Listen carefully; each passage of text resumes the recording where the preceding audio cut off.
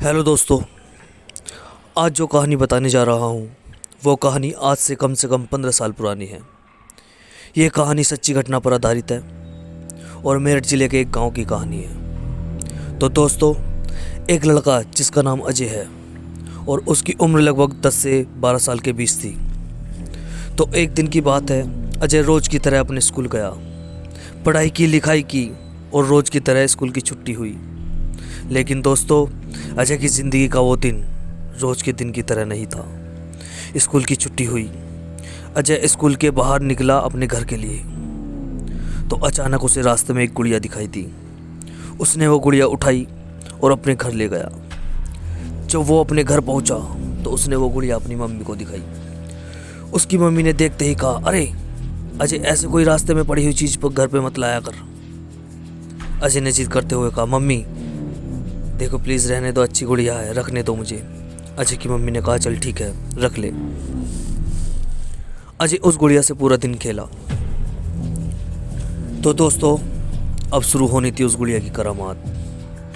पूरा दिन अजय खेलने के बाद रात को उस गुड़िया को अपने सिरहाने पर रख कर सो गया। सुबह हुई, अजय ने पूछा, मम्मी यहाँ से गुड़िया कहाँ है? उसकी मम्मी ने कहा, तूने ही तो रखा था अपने पास, मुझे क्या पता कहाँ है। वो गुड़िया उन्हें घर के बाथरूम में पड़ी हुई मिली। सबने ये सोचा कि किसी ने खेलते हुए खेलते रख दी होगी। तो दोस्तों, फिर दोबारा रात होती है। अजय ने उसे फिर अपने सिरहाने पर रखकर सोया। तो उस रात उस घर से रोने की आवाज़ आने लगी। घर के सभी लोग घबरा गए और अपने घर में इधर उधर देखने लगे। उन्हें कोई नज़र नहीं आया।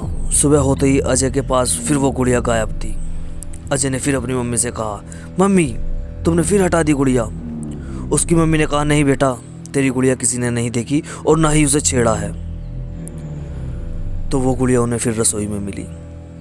अजय की मम्मी को शक हुआ और कहा, आज रात मैं देखती हूँ इसे। तो दोस्तों, फिर रात होती है। अजय की मम्मी ने कहा कि मैं इसे अलमारी में बंद कर रही हूँ और कोई इसके हाथ नहीं लगाएगा। और वो गुड़िया अलमारी में बंद कर दी। सुबह सब उठे तो घर में बवाल मच गया और डर का माहौल फैल गया। दोस्तों, वो गुड़िया अलमारी में नहीं थी।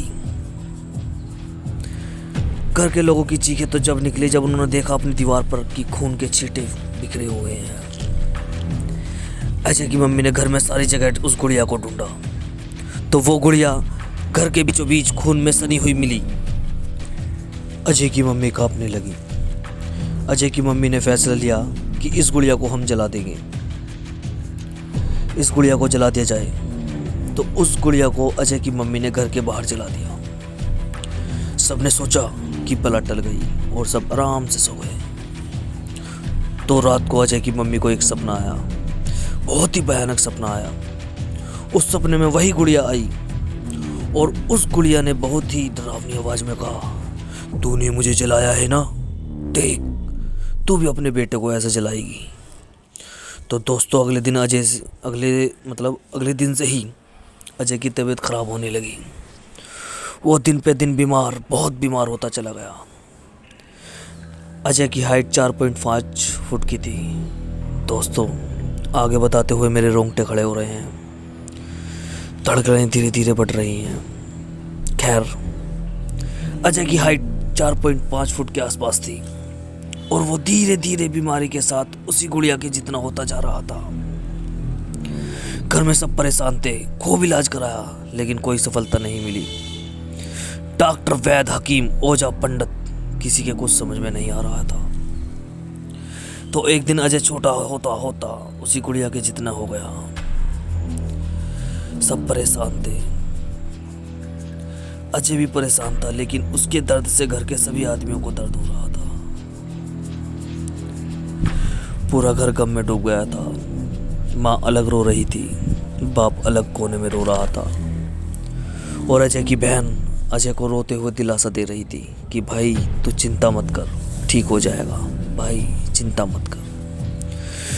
दोस्तों, उसी रात अजय की मम्मी को फिर वही सपना आया जिसमें वो गुड़िया दिखाई दी और उसने कहा, देख कल तू अपने लड़के को जलाएगी जैसे तूने मुझे जलाया था। इतना कहते ही अजय की मम्मी की आंख खुल गई हड़बड़ाते हुए। उसने अपने सपना अपने उसके अजय के पापा को बताया। तो दोस्तों, पूरे घर में रात को ही रोआराट मच गई और सुबह 5 बजे अजय मर गया। अजय जब मरा वो बिल्कुल गुड़िया की तरह छोटा हो गया और उसी की तरह हो गया था। गांव में सब देखकर चौंक गए। हेलो दोस्तों।